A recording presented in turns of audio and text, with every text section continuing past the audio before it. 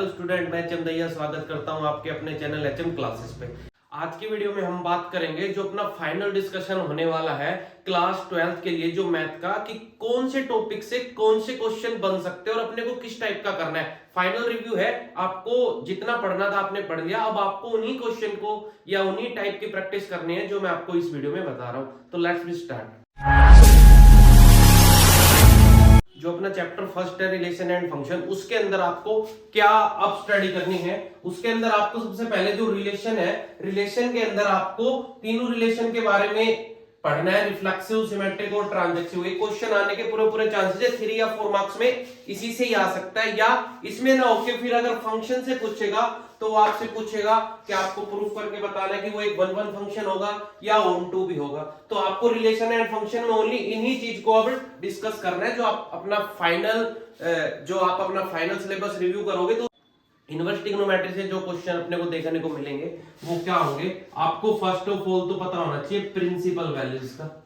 Principal value आपको find out करवाएगा वो, ठीक है, या फिर आपसे पूछ लेगा ग्राफ्स, किस किस के ग्राफ, कोस इनवर्स का, साइन इनवर्स का, टेन इनवर्स का, ऐसे ही इनके सीकेंट इनवर्स का और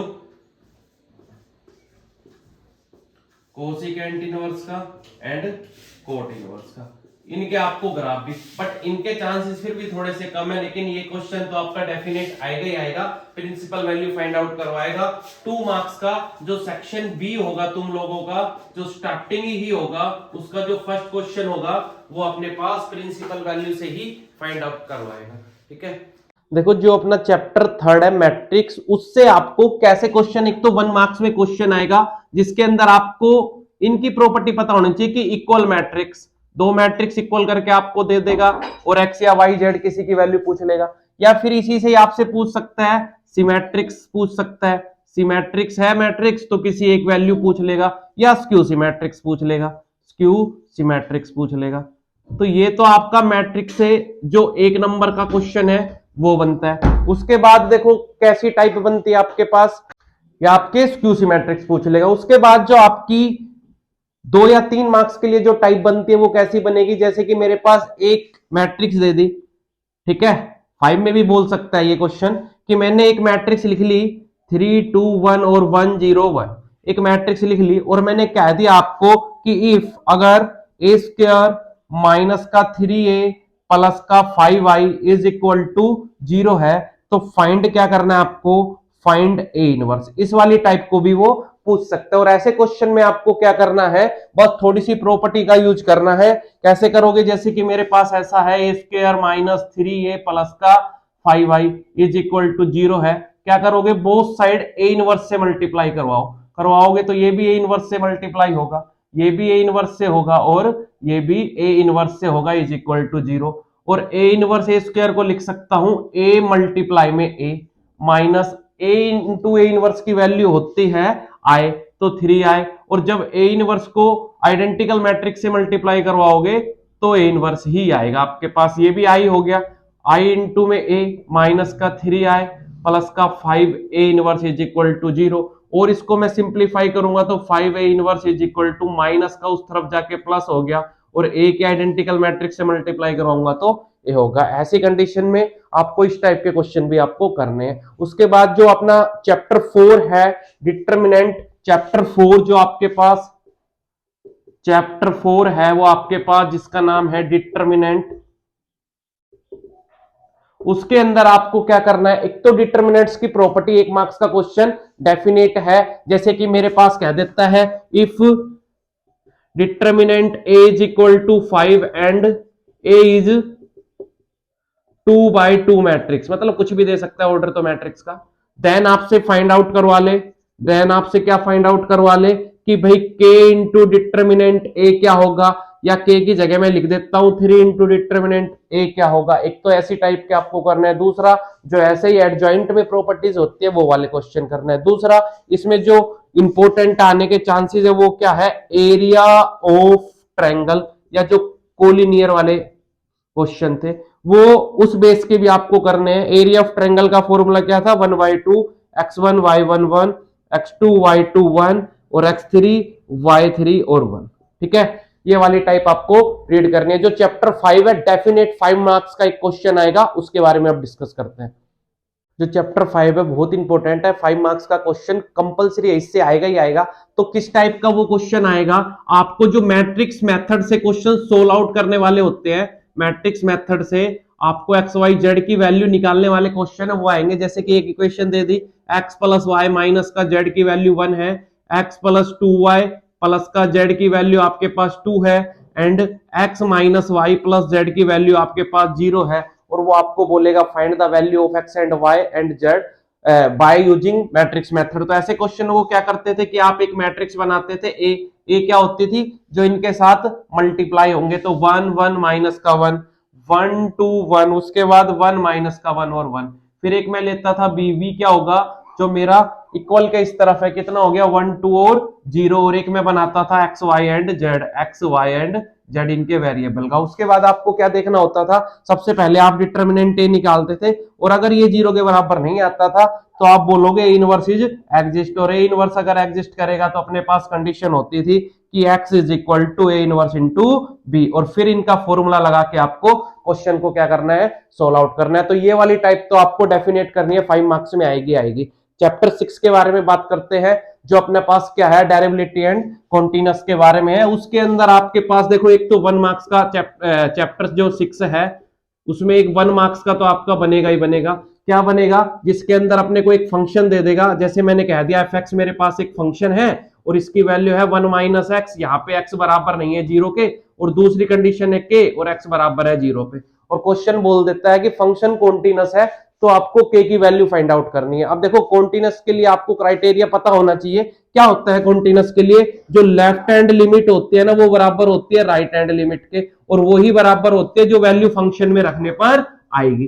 ठीक है, तो फंक्शन कॉन्टिन्यूअस है, तो इस टाइप के क्वेश्चन आपको करने हैं चैप्टर 6 के अंदर से। चैप्टर 2 जो चैप्टर 7 चैप्टर जो मेरे पास है डेरिवेटिव, ठीक है, डिफरेंशिएशन, जो चैप्टर 7 है डिफरेंशिएशन, उसके अंदर से देखो आपको जो मेनली है ना क्वेश्चन बनने का अपना 7 है, चैप्टर जो 7 है डेरिवेटिव डिफरेंशिएशन,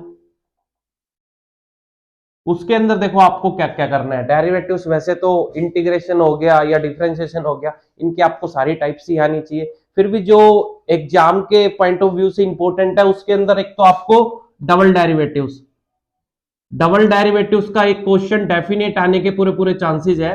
ठीक है, और डबल डेरिवेटिव्स में भी आपको वो करने हैं जिसके अंदर प्रूफ क्वेश्चन करवा रहा है, और प्रूफ वाले तो सारे करने हैं। उसके बाद जो इनवर्स वाले हैं, ठीक है, वो वाली प्रॉपर्टी आपको क्वेश्चन की करनी है। ठीक, और उसके बाद आपको लोगैरिथम वाले भी करने हैं, जिनके अंदर अपन लोग लेके वैल्यू को डिफरेंशिएट कर रहे हैं, तो ये वाले आपको करने हैं। चैप्टर जो अपना 8 है एप्लीकेशन ऑफ डेरिवेटिव, चैप्टर जो अपना 8 है, उस चैप्टर के अंदर देखो आपको क्या करना है। चैप्टर 8 के अंदर देखो सबसे पहले तो आपको आना चाहिए स्ट्रिक्टली इंक्रीजिंग और डिक्रीजिंग फंक्शन। इंक्रीजिंग और डिक्रीजिंग फंक्शन के बारे में पता होना चाहिए, क्वेश्चन आने के चांसेस है 2 मार्क्स में डेफिनेट आएगा इसी के अंदर से। दूसरा, इसी के पास देखो इसके तो आपके 90 प्लस चांस है कि इंक्रीजिंग डिक्रीजिंग वैल्यू दे ही दे, या फिर आपसे पूछ सकता है इसी के अंदर क्या क्या पूछ सकता है, आपको इसी में ही दे सकता है मैक्सिमा और मिनिमा। मैक्सिमम और मिनिमम वैल्यू, कौन सा मैक्सिमम मिनिमम, लोकल मैक्सिमम और मिनिमम वैल्यू पूछ सकता है। उसके लिए मैंने आपको बताया हुआ है, फर्स्ट डेरिवेटिव टेस्ट होता है, सेकंड डेरिवेटिव टेस्ट होता है, वो अपन डिस्कस कर चुके थे। ठीक है, तो वो आपको करना है। और इसमें से जो इंपॉर्टेंट है वो क्या है, जो आपके पास जो लास्ट एक्सरसाइज है, जिसके अंदर अपने पास क्या पूछता है कि कोई भी जो एरिया से रिलेटेड क्वेश्चन बनते हैं, ठीक है, वॉल्यूम से रिलेटेड क्वेश्चन बनते हैं, और उसके अंदर मैक्सिमम और मिनिमम वैल्यूज की बात करता है, तो इसमें एक क्वेश्चन आपका बिल्कुल आने के चांसेस है। 5th में 5 मार्क्स में दे दे, या फिर वो आपको 3rd मार्क्स में दे दे, लेकिन इससे भी एक आएगा। ठीक है, उसके बाद अपन बात करते हैं इंटीग्रेशन के बारे में, जो चैप्टर 9 है मेरे पास, चैप्टर 9 है इंटीग्रेशन। तो देखो इंटीग्रेशन के अंदर क्या क्या आ सकता है, इंटीग्रेशन के अंदर आपके पास सबसे पहले तो जो पार्शियल डेरिवेटिव है उस वाले टाइप तो आपको करनी है, पार्शियल डेरिवेटिव्स। ठीक है, पार्शियल डेरिवेटिव्स वाले कौन से, जो ऐसी टर्म्स होती थी जहां पे मैंने ये लिखा पी एक्स प्लस का क्यू और नीचे मेरे पास फैक्टर्स पॉसिबल होते थे, उस वाली टर्म को आपको डेफिनेट्स करना है। वैसे तो इंटीग्रेशन में आपको करना ही सारे हैं, लेकिन ये वाले चांसेस है, ठीक है। तो इंटीग्रेशन में इन चीजों को फोकस करना है। जो अपने पास टाइप्स है ना, जितनी भी टाइप्स के क्वेश्चन बनते हैं प्रॉपर्टी बेस, वो सारे आपको इंटीग्रेशन में करने हैं। उसके बाद जो डेफिनेट इंटीग्रेट है, डेफिनेट इंटीग्रेट जो अपना चैप्टर 10 है, जो चैप्टर 10 है उसके अंदर आपको क्या करना है, चैप्टर 10 के अंदर आपको एक तो जो इस टाइप के क्वेश्चन है, जीरो से लेके ए तक की आपके पास लिमिट है, और function F x D x वाले, इनको डेफिनेट करने हैं। 99% चांस है ये वाले क्वेश्चन तो आने के, ठीक है।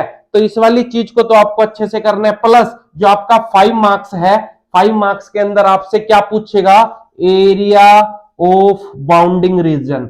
जो आपका बाउंडिंग रीजन बनता है, बाउंडिंग रीजन किन किन चीजों से बनता था, पैराबोला हो गया, इलिप्स हो गया, ठीक है, ट्रिग्नोमेट्रिकल फंक्शन हो गए, उनसे रिलेटेड जो बनता था वो चीजों को आपको करना है। 5 मार्क्स का ये आपका काम है। प्लस ये आपके अंदर 3 या 4 मार्क्स के अंदर इस टाइप के भी आएंगे, जीरो से ए वाले भी आ सकते हैं, या ए से बी वाले एफ एक्स डी एक्स वाले फंक्शन भी आ सकते हैं। तो इन टाइप को आपको अच्छे से करना है। ये आपके चैप्टर 10 तक का हो गया। अब बात करते हैं अपन चैप्टर 11 के बारे में। देखो जो चैप्टर 11 है अपना डिफरेंशियल इक्वेशन, ठीक है, बड़ा ही इंपॉर्टेंट चैप्टर है, क्वेश्चन जरूर बनेगा इससे भी। एक तो देखो 1 मार्क्स में आपको पता होना चाहिए डिग्री और ऑर्डर के बारे में, भाई ऑर्डर और डिग्री क्या होता है, ठीक है। उसके बाद इसकी कौन सी टाइप आपको करनी है जो एग्जाम में आएगी, 101% आएगी ये वाली टाइप आपकी, जो dy upon dx plus p y is equal to q. ये वाले जो क्वेश्चन होते थे ये आपको करने हैं, जिसके अंदर अपन इंटीग्रेटिंग फैक्टर निकालते थे, आईएफ निकालते थे इंटीग्रेटिंग फैक्टर, जो कि क्या होता था, इंटीग्रेशन ऑफ ई की पावर पी डीएक्स। तो इस वाली टाइप को तो आपको करना ही करना है, ठीक है। अगर ये वाली टाइप ना हो 1%, तो दूसरी जो आपकी टाइप मिलेगी वो क्या मिलेगी, जिसके अंदर आप वैल्यू पुट करते थे y बराबर vx, ये वाली टाइप आपको फिर करनी है, ठीक है। इसके अंदर ये भी मिल सकता है या ये भी मिल सकता है, dx अपॉन dy प्लस का px is equal to Q.